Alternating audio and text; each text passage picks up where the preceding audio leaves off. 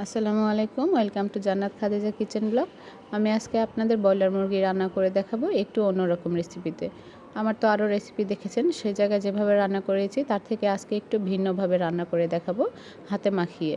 হাতে মাখিয়ে এভাবে রান্না করলে পেঁয়াজটা সবসময় ব্লেন্ডার করে নেবেন, কারণ ব্রয়লার মুরগিটা তাড়াতাড়ি সেদ্ধ হয়ে যায়, তাই পেঁয়াজটা ব্লেন্ডার করে নিলে ভালো হয়।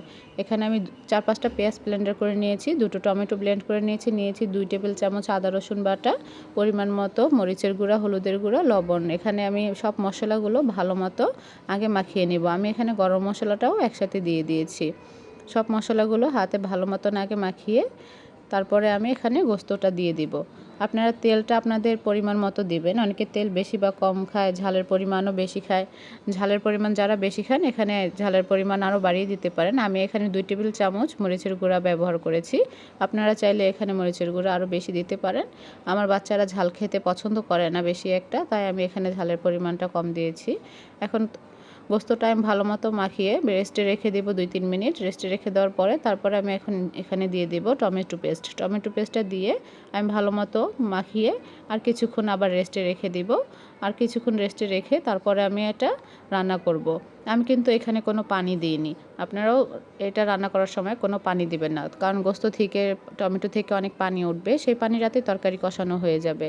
পানিটা আমরা দিব তরকারিটা কষানো হলে তারপরে। আপনারা সবাই আমার ভিডিওটি না টেনে অবশ্যই পুরো ভিডিওটি দেখবেন। আর যদি আমার ভিডিওটি আপনাদের কাছে পছন্দ হয়ে থাকে, ভালো লেগে থাকে, অবশ্যই লাইক অ্যান্ড সাবস্ক্রাইব করবেন। কমেন্ট বক্সে অবশ্যই কমেন্ট করে জানাবেন আমার ভিডিওটি আপনাদের কাছে কেমন লেগেছে। দেখুন তরকারিটা মাখানো শেষে কালারটা কত সুন্দর লাগছে, দেখতে কত ভালো লাগছে। তরকারিটা খেতেও মাশাআল্লাহ খুবই ভালো হয়েছিল।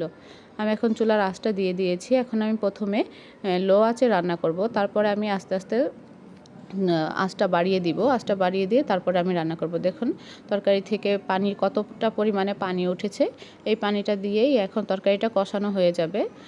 এই মুরগি তো তাড়াতাড়ি এমনিই হয়ে যায়, এজন্য বেশি পানি এখানে দেওয়া লাগবে না।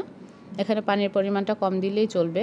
নাড়াচাড়া দিয়ে এখন আমি ঢাকনা দিয়ে ঢেকে দিব। ঢাকনা দিয়ে ঢেকে দিয়ে আর কিছুক্ষণ এটা আমি রান্না করব।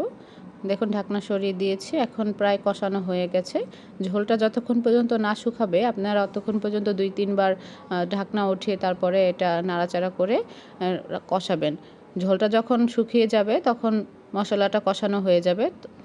তরকারিটা একটু বেশি সময় নিয়ে কষালে তরকারিটা খেতে একটু বেশি ভালো লাগে। আমার কাছে মনে হয় যে কোনো গরুর মাংস বলেন, মুরগির মাংস বলেন, যে কোনো তরকারি একটু বেশি সময় ধরে কষাতে হয়। বেশি সময় একটু কষালে তরকারিটা খেতে আমার কাছে ভালো লাগে। দেখুন তরকারিটা কষানো হয়ে গেছে, ঝোলগুলো প্রায় সব শুকিয়ে গেছে। এরকম তেল তেল যখন বের হবে তখন মনে করবেন তরকারিটা কষানো হয়ে গেছে। এখন আমি দিয়ে দিব পরিমাণ মতো পানি। পানির পরিমাণটা এখানে কিন্তু আমি অত বেশি দিইনি, পানিটা আমি অল্প দিয়েছি, কারণ এটা আমি মাখা মাখা রান্না করব। দিয়ে দিলাম 4-5টা কাঁচামরিচ। কাঁচামরিচটা একটু আমি হালকা ভেঙে দিয়েছিলাম যাতে ঘ্রাণ বের হয়। এখন দিয়ে দিব আমি 1/2 চামচ চিনি।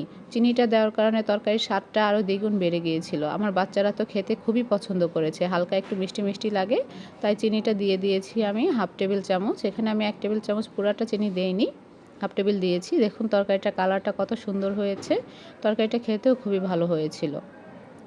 ধন্যবাদ সবাইকে আমার ভিডিওটি দেখার জন্য। ভালো হলে অবশ্যই লাইক অ্যান্ড সাবস্ক্রাইব করবেন।